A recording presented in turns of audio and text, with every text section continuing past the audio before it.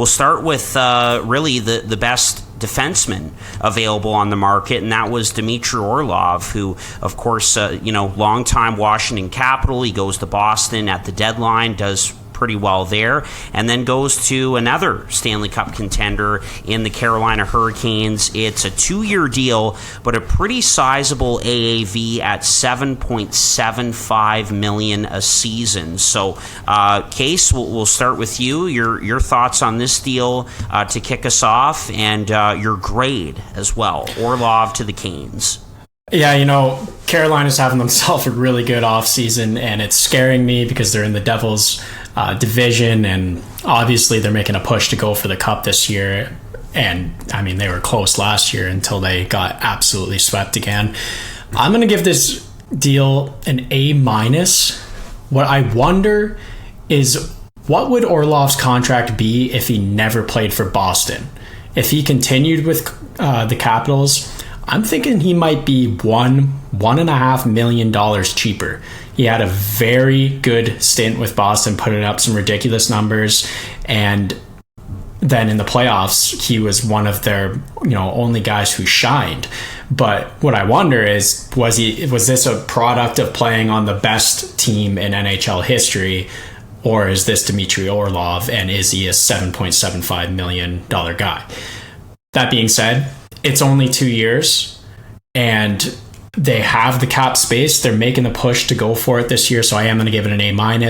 The one thing that's going to stop me from A+ is because, like I said, what happened if he wasn't with Boston? And the other thing being, next year, Carolina's going to be in a bit of cap hell when the likes of Aho, Teravainen, Nakash, Martinook, Drury, Jarvis, Suzuki, Nason, all of these guys need a deal next summer. So yep, I'm thinking that this one and maybe another one we're going to talk about here soon might hurt them next year. Yeah, and I know who the other one is that you're going to mention, and I agree, they could hurt them in the future, but I also agree with you, Case. Right now, I think it's a great fit for the player and a great fit for the team as well. And I thought about that too, if he never went to Boston, where I think he had like 19 points in 23 games or something like that. I remember talking about it a few weeks ago on the podcast, talking about Orlov, predicting his contract. But if he didn't go there and have such a great start with Boston and pretty good playoff performance, what would it look like? I'm thinking it would probably be more of a long-term deal at a lower AAV somewhere else, maybe like a 6x6 or something like that. That's probably, I think, closer to where I would have valued him before last year. But hey, you know what? Like, if this isn't just a flash in the pan and Orlov is a guy who is able to convert more chances into offense, then, that's solid for Carolina, who, like we always talk about, kind of needs more offense up and down their lineup. I know they're very deep and can score, but sometimes they just need an easy goal, like Harper likes to say, and if Orlov can contribute to that, great.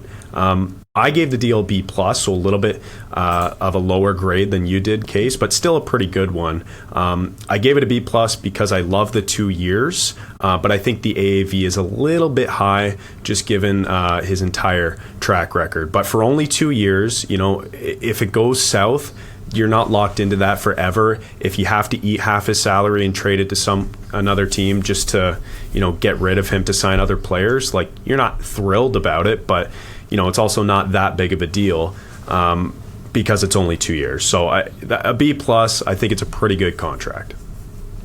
Yeah, I'll go B+ as well for this one. I mean, looking at Orlov's career numbers, he's been a very consistent, 30-point defenseman, so a very solid top 4 guy, and I'll give it a B+ as well. Like the term, and we know that Orlov was looking for a lot of term. I think he was looking for 6-7 years to stay in Washington, and that was sort of the gap between Brian McClellan and Orlov's camp. So good on the Canes for getting that term down to 2 years. But yeah, the AAV is a little high, and I wonder at that number, how does he slide into the lineup with a guy like Brent Burns, who had a great season last year. He could have won the Norris Trophy. Slavin, Pesci, if he sticks around, and so on and so forth. So it'll be interesting to see, but yeah, I'll go with a B+ on this deal for Orlov.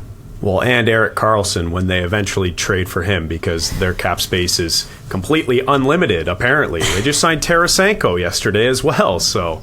Yeah, and the Karlsson thing, like, how weird would that be?